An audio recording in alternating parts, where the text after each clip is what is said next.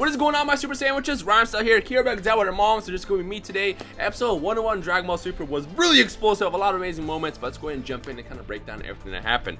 Now, we're going to leave it off from last week, where basically we had the Kale bootleg Broly, because that's what she basically was at the time, bootleg Broly rampage. Up until this point, I gotta say, I did not like Kale's character. I mean, I was never a big Broly fan. Ignore the Brolys in the background. I literally have two Brolys in the background. Ignore those. I was never a big Broly fan up until, ever. Kale shows up, and I see the Broly inside her, and once again, I don't really care. But I gotta say, after this episode, she has completely changed my opinion. In fact, what I like the most is how they actually, even though she's very much a homage to Broly, it's kind of the opposite. Because, like, I saw actually Dragon Ball Redux tweets on Twitter, big shout to him. He tweeted that, the whole Paragus and Broly thing was like Paragus was using Broly type of situation, whereas Kale and Caulifla, they're friends, and it's more like, it's like the complete polar opposite, yet the same effect, and that actually had a big impact to what happened in this episode, but we'll talk about that later because that's the more major part of what happened in 101. Now, let's bring it back. So again, we end the episode, or start the episode off where last week's episode ended. Kale just got done with the rampage. Goku shows up, and he wants to face off against Jiren. But Jiren and Toppo, actually, because Toppo pops in, Jiren and Toppo are smart. They're not going to go in yet because they know Goku's a big threat, so they pop back. And they instead allow the 5 troopers from Universe 11, Pride Troopers, to jump in and handle the light work, whereas Jiren and Toppo just kind of hang back and then focus on getting their stamina together. Because remember, only about 7 to 9 minutes have passed since the tournament started. It hasn't been that long. For us, it feels like it's been forever because we watch this on a weekly basis, but like all the fighting has happened simultaneously at the exact same time, and because of that, only like 7, 8, 9 minutes have passed. They didn't say how much time is left yet or how much has gone by, but I think like 2 episodes ago, they said it was like past like 5 minutes or so.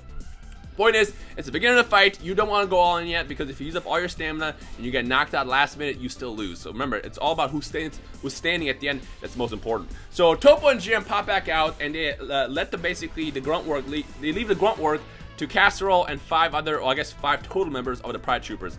And this is what I really like about this fight, is the fact that they're very, very unique.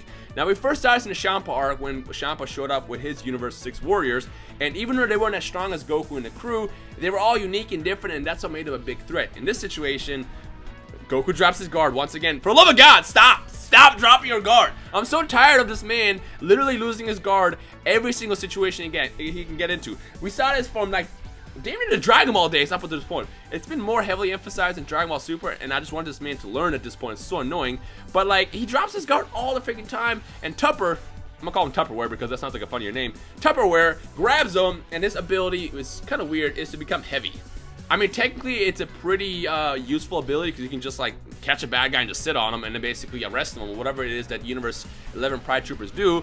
But it's a pretty useful ability. And what ended up happening is he tied Goku down. Once again, his weakness, dropped a guard, held him down, and then they had a little Tornado Dude, I forgot his name, starts with a Z. Tornado Dude jump in and just kind of just be annoying because he wasn't really doing damage. He was just kind of being, you know, that annoying fly in the room. Like, just get out of here. Anyway, so what happens is they turn a 5v1 situation into a 5v3 because Kale and Caulifla were there, so they attacked them too.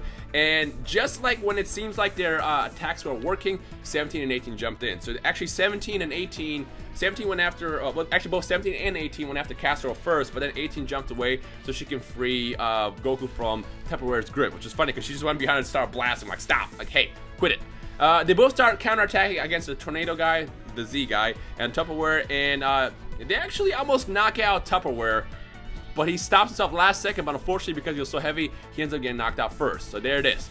Then it ends up being 4v5 essentially, and they realize, okay, we can't be, you know, messing around. These guys are kind of, you know, a threat. Let's work together. So what ended up happening is they had that girl, forgot her name. I should have remembered all these names. Don't mind me. Brand new names. I'm terrible with names. I'm probably going to forget these names for the next couple weeks. They had that one girl with the barrier powers, create a pocket dimension and kind of hold Kale and Caulifla inside it so they can take care of them first, and then they're probably going to go after Goku and 17 and 18 afterwards. Before that happened, though, it was kind of cool because we saw Casserole had no chance. He still had no chance against this man.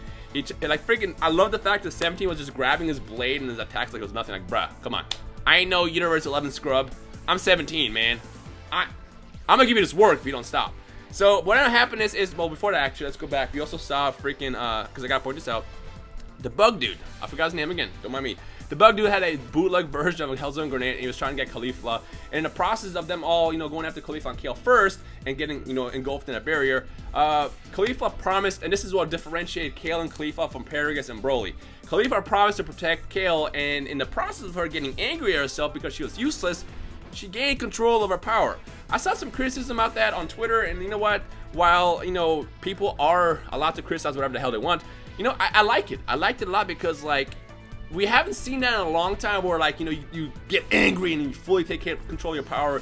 We've seen that so many times in Super Saiyan transformations in the past in the series, both in Dragon Ball Super and Dragon Ball Z. And I like the fact that because of the situation and how dire it was, she took control of her power, busted out the freaking barrier, and they both did this amazing, like, Kale and Caulifla key clash against the Pride Troopers and knocked them out. And then the freaking barrier girl then stopped herself and said, well, you know what, I'm fine, I'm chilling here. And that's our freaking 18 popped in. Well, fine, you know what, if you want me inside that orb, I got you, and tossed them out. So we lose 5 troopers all at once in that fight. That was absolutely amazing. So it's really, really cool to see that kind of teamwork. That's the one thing I was hoping to see. I was a little disappointed that we didn't see any 17 and 18 action together, because like the second it popped on the screen, I'm like, all right, it's time, bet, let's see it. And then they just kind of like split up. That's fine, it's understandable because they had to, step away and handle the situations. 17 held Casserole down while 18 went after, what's his face, Goku, so he can help him out because he's an idiot. For the love of God, Goku, if you're watching this, well, you're not watching this because you're just an anime character, but if for some reason you have GodTube over there and you're watching it, stop dropping your guard, man. I say this for every fan of Dragon Ball. Stop dropping your guard. We need you to, like, learn. But yeah, it was a really, really cool episode, and I'm really excited to see what else is going to happen next week. Now let's talk about the less important things, but key parts, I guess, key moments in the episode. One of my favorite ones by far is when Frieza popped out and he held that guy from Universe 10. Remember, I still said, Universe 10 was going to get washed first, and even though it didn't happen, they are getting washed left and right. And in fact, we're giving them no airtime as well, which is kind of like what I expected. I like the fact that we saw a quick squabble between Frieza and Vegeta, but Frieza's all like, you know what, first come, first serve, I got this, and then knocked the dude out. I need to see more Frieza action. In the comment section below, which character do you guys think they should focus on next? Because right now it's been mostly like a whole Goku show. If you look at it, I mean, it's always been the Goku show. It's Dragon Ball. But I need to see more focus on other characters. Because again, this is all happening simultaneously. They can easily take an episode or two and focus on everybody else. Freaking Piccolo, Roshi, and Gohan and Tien have literally been in that same circle for the past 5 minutes. Or I guess past couple weeks. But they've been literally in that circle. Like, come on! Show us an episode of just them. Show us an episode of just Frieza, because when Frieza was torturing that guy a couple weeks ago, like 2-3 weeks ago, that was amazing. I want to see more of that. It sounds so weird to say that I want to see Frieza torturing somebody, but you get the point. The point is I want to see more focus on other characters, just because, like, the little that we see just excites you for it, and then they go back to kind of like, the characters that we already know is going to happen. Again, the fact that we saw Goku drop his guard again, it's getting boring to me. Like, I need to see, like, other people. And it was cool though. We did see a brief moment of the circle again. We're gonna call them the circle, where freaking Master Roshi did his lightning surprise attack and held that guy down, and then freaking Tien popped in with the new Kikoho, Key Blast Cannon. I don't know why it's new, because it seemed the same. Maybe I looked down after and rewatched it again, but for the most part it seemed the same. It was cool to see that teamwork, and then they didn't show anything else from these guys. Like, I need to see more of them do stuff, like team up. Come on, man. I especially want to see Frieza. Because, like, again, Frieza torturing that guy into jumping off. Like, think of the comedy there. You can literally take that man. In fact, you can even take him, involve Frost, have him and Frost just going down, being scumbags and knocking people off left and right. Like, that would be cool to see. We're probably going to see that at some point, because, again, everything you see happening right now is simultaneous. In fact, the first episode that was released when the tournament actually started, somebody on YouTube took all the fights and compilated them into like 4 different screens and showing how all that was happening in the course of a minute. It was actually in real time. That was pretty cool to see. So I'm pretty sure at some point we're going to see, that kind of action I'm hoping to see. And from there, I'll be satisfied. But for now, it's like give me someone else.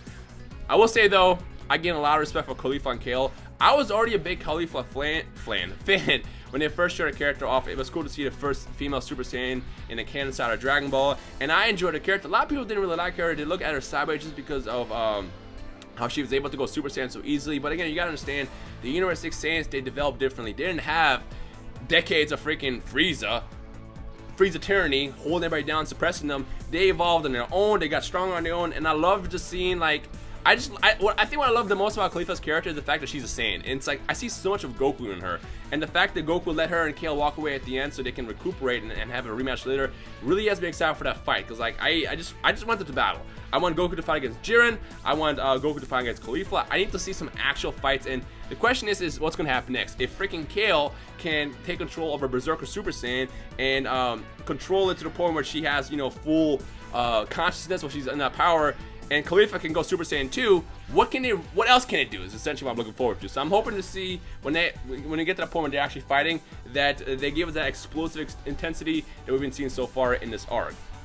The other one I'm hoping to see is Hit. I was hoping Hit was going to pop in, because I mean, this is Universe 6 that was in trouble here, and I was hoping that Hit was going to pop in and fight at least the barrier girl, because like what I noticed is the Pride Troopers all kind of, I don't want to say they borrowed, but they had a lot of attacks that were inspired by the characters. I mean, obviously the Bug Guy had Hellzone Grenade. The General had basically Goku Black's Spirit Sword. Well, not Spirit Sword, but a Keyblade Sword. And then the girl with the Dimensions essentially was creating a pocket universe, which is basically the same thing that Hit does when he does a time skip. So like, I was hoping that they were going to match those up together. Like maybe have Piccolo jump in and take out the Bug Guy because of Hellzone Grenade. Although I like how they did it in the show. But at least I was hoping that when the girl popped away inside the dimension, that like Hit was gonna just pop through her dimension and knock her out. Like that would have been cool to see, but it is what it is. So far, I'm enjoying it. I'm having a lot of fun. This is so cool, and I cannot wait to see what else they got planned for the duration of this arc. Next week we have I'm gonna put this out. We got Universe 2, the Sailor Moon girls basically fighting against I assume just Universe 7. This seems to be mostly focused on Universe 7. I want to see other universes fight as well. But what's interesting is at the end of the episode, they were like, who is this mysterious figure watching Goku and the crew? And it's like they show her face. It's like, well, it's literally, you literally just showed her face. Like, what do you mean, who is it? So it's kind of funny how they chose the wording for that. But point is, I'm excited. It's a lot of fun. And I cannot wait to see what happens next week. Because apparently we got some fusion action. Not Goku and Vegeta, but Universe 2 are going to fuse and I guess that's how they formed Brienne. I don't really know. It's just that's what the leak said or something like that in the next episode preview. So hopefully we get to see that fight that we saw in the intro between Vegeta and Brienne, which is kind of what it seems to be setting up for next week.